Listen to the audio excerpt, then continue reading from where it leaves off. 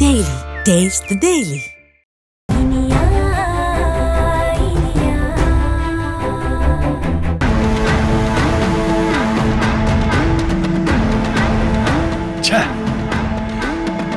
இன்னும் ஒரே ஒரு வார்த்தை, ஒரே ஒரு பேர், அதை மட்டும் சொல்லிட்டு போயிருந்தானா இந்நேரத்துக்கு மொத்த சென்னையும் தலைகீழ புரட்டி போட்டிருப்பேன். ரகு கொலைக்கு பின்னாடி, இனியாவை கடத்தினதுக்கு பின்னாடி யாரு இருக்காங்கிறத தெளிவா கண்டுபிடிச்சு அவனை அடிச்சு இழுத்துட்டு போயிருப்பேன். கமிஷனர் ஆபீஸ்ல மீடியா முன்னாடி நிறுத்தி அந்த கோழையோடைய முகமுடிய கிழிச்சு எறிஞ்சிருப்பேன். இது எதுக்கும் வாய்ப்பு இல்லாம அந்த சிவனாண்டி தற்கொலை பண்ணிட்டான். Bloody idiot. செத்தா உண்மையை சொல்லிட்டு செத்துருக்க கூடாது. ஏன்டா சொல்ல? ஏன் சொல்ல? உண்மையை சொல்லிட்டு சாவ வேண்டியதானே. ஏன்டா சொல்ல? ஏன் சொல்ல? ஏன் உண்மையை சொல்லிட்டு சாவ? விக்ரம், விக்ரம், என்ன என்ன பண்றீங்க விக்ரம்? உங்களுக்கு என்ன பைத்தியம் பிடிச்சிருச்சா? சாரி. எதுக்குங்க இப்படி எல்லாம் பண்ணிட்டு இருக்கீங்க? ஏதாவது ஃபிராக்சர் ஆயிருந்தா என்ன பண்றது? சாரி. யூனிஃபார்ம் கூட மாத்தாம என்ன விக்ரம், என்ன ஆச்சு? உங்களுக்கு கோவம் வந்துருச்சுனா என்ன பண்றதுன்னு உங்களுக்கே தெரியாம இருக்கீங்க. சாரி. உங்களை நீங்களே போட்டு காயப்படுத்திக்கிறீங்க விக்ரம். இல்ல யாரையாவது போட்டு அடிக்கிறீங்க. எது நடந்தாலும் உங்களுக்கு தான் விக்ரம் பிரச்சனை. ஏன் விக்ரம், ஏன் இப்படி எல்லாம் நடந்துக்கிறீங்க? என்ன வேற என்ன பண்ண சொல்றீங்க?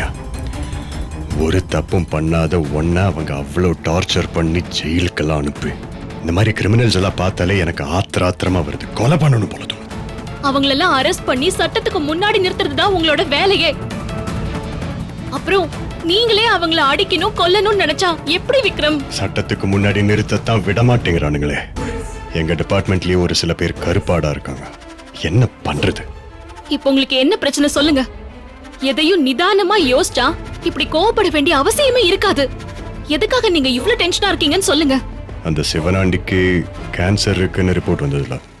ஆமா. அந்த ரிப்போர்ட் வந்த உடனே நான் அவனை போய் பார்த்து, ரொம்ப பாவத்தை சேர்க்காதரா, அட்லீஸ்ட் உன் புள்ள கணக்கிலேயாவது ஒரு புண்ணியத்தை வர வச்சுட்டு போ அப்படின்னு பலவிதமா அவனை கன்வின்ஸ் பண்ணி அவனை உண்மையை சொல்ல வைக்கிறதுக்கு தயார்படுத்திட்டு தான் போனேன்.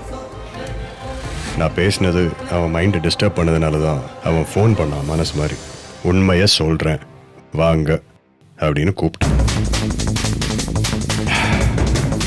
நான் போகிறதுக்கு முன்னாடியே அவன் சாப்பிட்ற பிளேட்டில் கையை எடுத்துக்கிட்டு தற்கொலை முயற்சி பண்ணியிருக்கான்.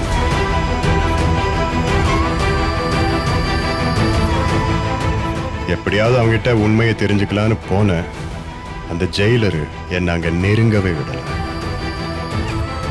ஹாஸ்பிட்டல் போற வழியில செத்தே போயிட்டான்.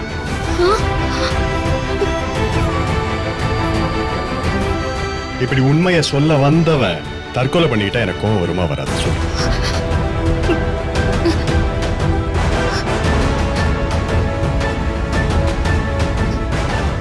உண்மையிலேயே தற்கொலை தானா விக்ரம்? அப்படிதான் சொல்றானுங்க. எவிடன்ஸும் அதுக்கேற்ற மாதிரி தான் இருக்கு. நான் அவன் செல்லுக்கே போய் பார்த்துட்டு வந்தேன். அவன் கையை கீறிக்கிட்ட பிளேட் இருந்தது. செவுத்துல மரண வாக்கு மூலம் மாதிரி ஏதையோ எழுதி வச்சிருந்தான்.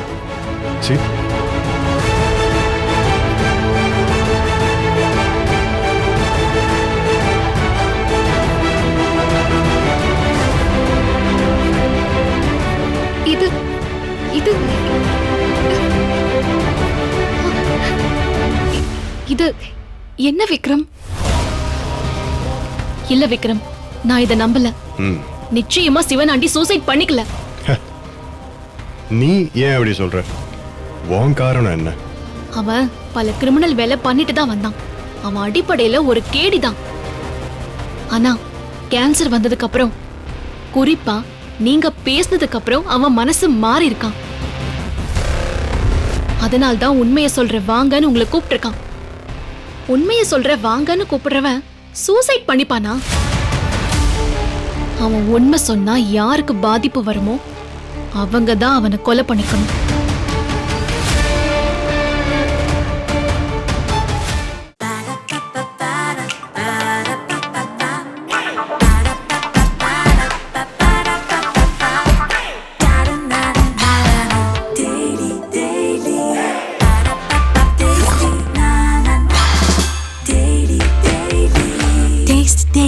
Taste the Daily.